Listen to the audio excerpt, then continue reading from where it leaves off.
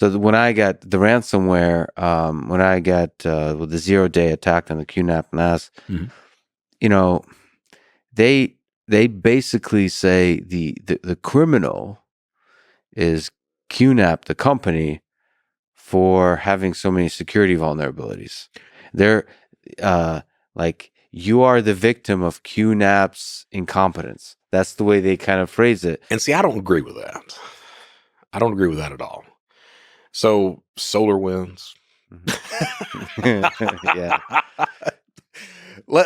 So I've got a 130-page class action lawsuit printed out at the house. I've been going through it that catalogs how SolarWinds lied for years about their vulnerabilities, and they lied to investors. The people who came in, the auditors who they would hire would not pay attention to them when they said, you've got these issues. They would say, go away. Shit like that for years until SolarWinds, the attacks become apparent. My view on that is that the only person responsible for the crime are the criminals who did the attacking, the actual criminals, not SolarWinds. Now, does that mean that SolarWinds isn't all fucked up? They are, and there needs to be some accounting in place. But the only individual, the only people responsible for crime are the criminals, and that's either online, in the physical world, what have you. You could be it's being an idiot is not a crime. Being criminally negligent is, and I think that SolarWinds is certainly responsible. Not responsible. They're culpable for what happened. Can you actually tell folks about SolarWinds? What is it? What are some interesting things that you're aware of? SolarWinds was it provided a backbone of security for hundreds, thousands of different companies. If you looked at a lot of security companies were using SolarWinds that would allow you to get a snapshot of the entire system that they were working on.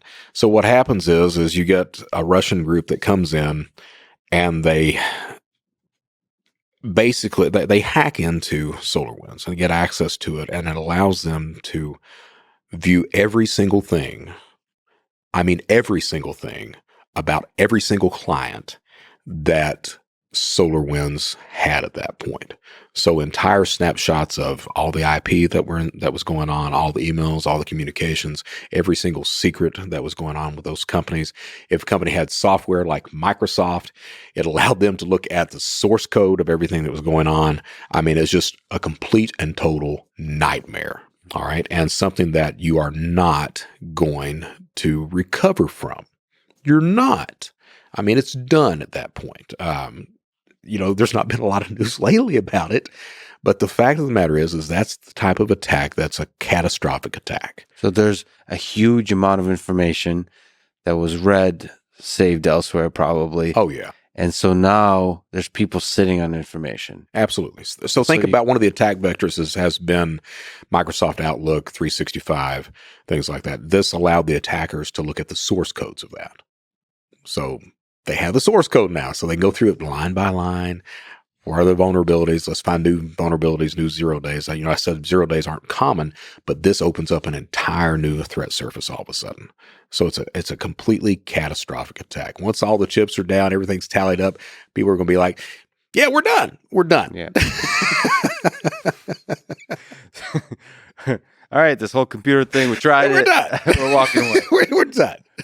That's terrifying. Because so you're saying that there's not been obvious big negative impact from that yet. So, but there's been a lot of negative impact, but we're just starting. Right. So the capacity for destruction is huge here.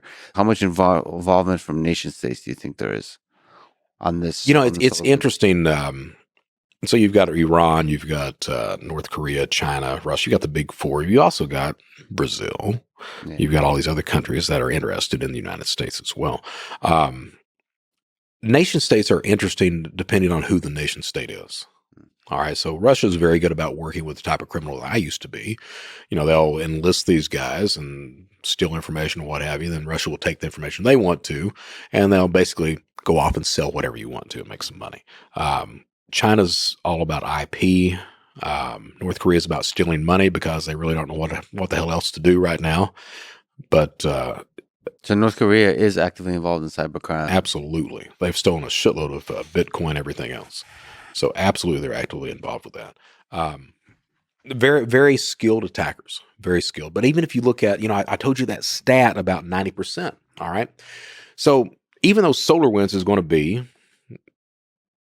the number one attack, the follow-up to that is this NotPetya attack that happened. And so that was the most sophisticated attack launched by the Russian Sandworm group using all known exploits throughout. So it's not, you're right in the sophistication is typically not technical sophistication, but it's that social engineering sophistication. How do you get these things put together in line to attack and succeed? But when you get access to the source code, that's where technical sophistication could really do a lot of damage. And that's when you find out real quick, that's what separates the men from the boys in this game. All right. Because all of a sudden I don't have to worry about social engineering. I've got source codes and I've got professionals that are looking at that. And that's your ass.